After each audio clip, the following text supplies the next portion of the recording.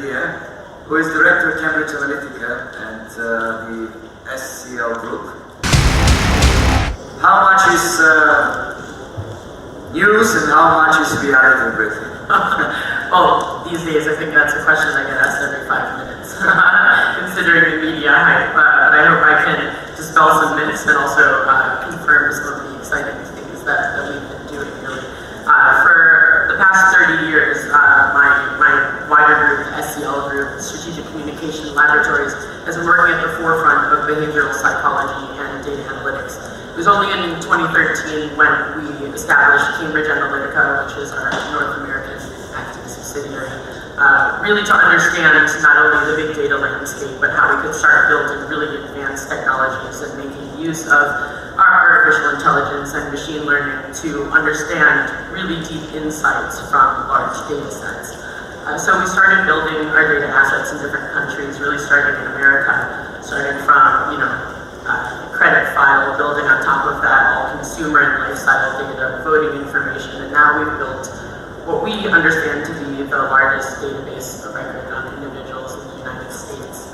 We've really combined those data assets with our long history of behavioral science understanding. So we work in behavioral, clinical, and experimental psychology in order to really understand not kind of the shallow data insights that people usually use to segment and message their audiences, such as demographic information, socioeconomic information, maybe a little bit of consumer information, but really to dig deep into people's behavioral patterns, to understand what really makes them tick, what gets you out of bed in the morning, where are you really taking your direction in society, how do you see yourself as a part of your community, and therefore using those kind of insights we can accordingly message people and drive them to action, whether it be identifying individuals who could possibly be persuaded to be radicalized into groups like ISIS and instead making them become very productive members of society, or looking at who is likely to care about a certain cause and therefore donate to a charity, or obviously vote for a particular candidate or purchase an item, but that's probably a little bit less interesting on the behavioral science side. So this answer means yes. How many of you have tried the test of Cambridge Analytica? Jason, how was it? I mean, did you find out things that you didn't know about yourself? Like, what was the average percentage that you might be gay, for example, in your case? Do you remember? 100%. Well, I have to share with you my wife a surprise too. So, if you haven't tried it, if you haven't tested it, ocean.cambridgeanalytica.org.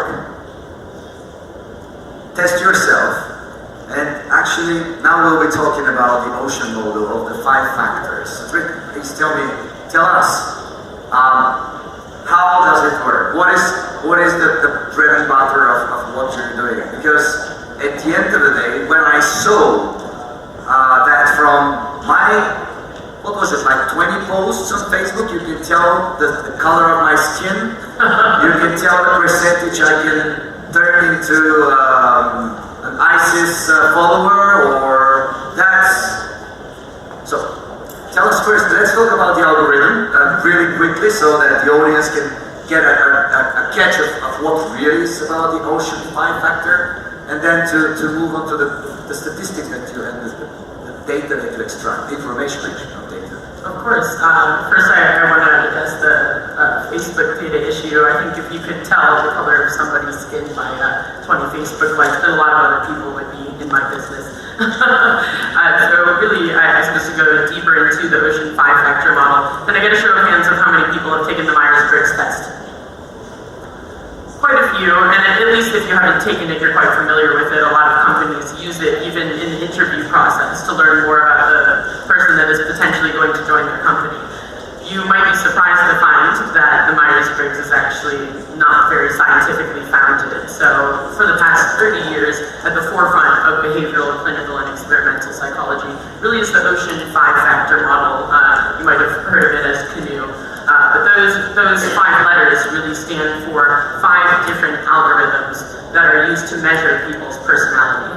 So if you take each of those 5 facets of someone's personality, you can understand as a whole really what makes them tick, how they can be persuaded to engage with a certain message or a certain concept or a brand or a product.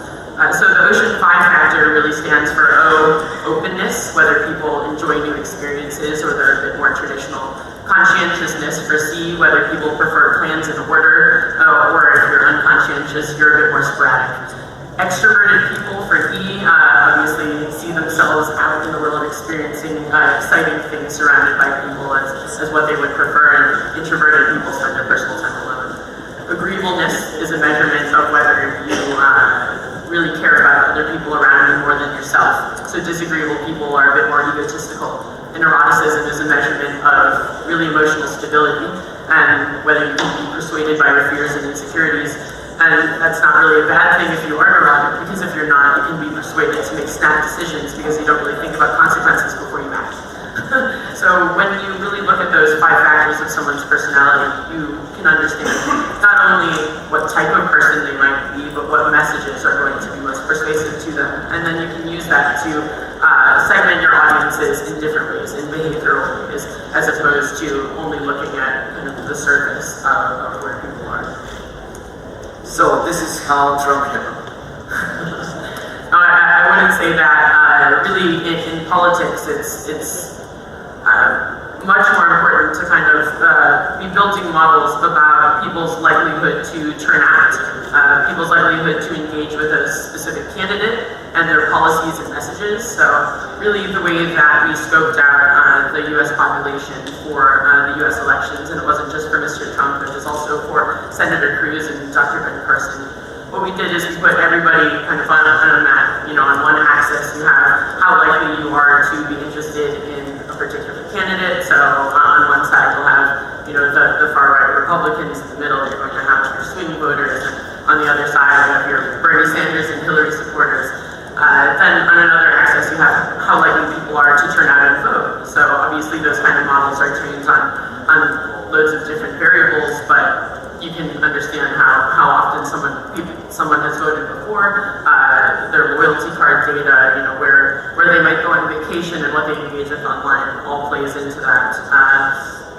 And so when you're looking at that axis, obviously there are going to be people that are going to be hardcore supporters of your candidate, and so those are the types of people that you're going to target for being volunteers, being your donors.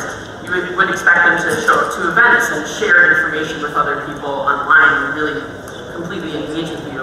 Then you're going to find people who really need to be persuaded in order to come over to your policies. They might be in your political persuasion in terms of the types of platforms that they would engage with, but in order to really come around and support your candidate, they're going to need very persuasive messaging on specific policies and issues. Then you're going to have, people who might be engaging with your candidate, but they're never going to vote, so you really shouldn't spend your media budget on trying to reach out to them. And this is very relevant, obviously, for commercial marketing as well, knowing exactly who's going to engage with your brand. And then if you come over to swing voters, you can understand those are the switchers, people who can be persuaded to try your products and brands. Those are the individuals that they really need a persuasion message. And persuasion campaigns is really where we spend the largest amount of our budget, not just obviously in commercial marketing campaigns, but for political, it's very important. Finding those swing voters who can be persuaded to come and support you. On the other side, obviously, you have people who are definitely going to only support your competitors. So you're going to make sure that those people are not going to eat up any of your TV, your digital, your direct mail, or any of your time. As we are over time, I'm tempted to ask you the question that actually also Jason was talking about. At the end of the day, we, the humans, and then the artificial intelligence, or let's say machines. Let's draw the line. How obviously the machines can oversmart humans just by having this information and then playing their game through algorithms. How do you see the future of Cambridge Analytica? Where do you go next? Obviously, artificial intelligence is there. Obviously, you have a great team of PhDs who are working on the algorithms and building them further. Where is Cambridge Analytica, and what is Cambridge Analytica doing in the next 3 to 5 years? Well, I would say the number one differentiation between relying on AI and having a team of PhD data scientists is really that the two need to coexist, and our people are some of the most important aspects of what we do. So we're on a massive recruitment drive to continually recruit all of the best talent from around the world, because it's great that there are advances in AI and machine learning, and yes, we need that in order to digest the large-scale data sets that we use to derive our insights. But if we don't have people that are really bringing talent to the table, that are training these algorithms, then there's absolutely no way. But then these algorithms will become better and better, and you'll be outsmarting people more and more, so where are we heading? Where are you in 5 years? I would say in 5 years, I would hope that instead of people deciding to go work for big banks and oil and gas companies, that they would decide to join a data analytics consultancy and have the opportunity to look at multiple different exciting campaigns around the world, as opposed to just going for what would normally be offered to somebody when they come out of a PhD at Cambridge University, Harvard, MIT. Yeah, okay. Well, thank you so much for this discussion. I hope it was interesting for you and Brittany here, so you can ask questions.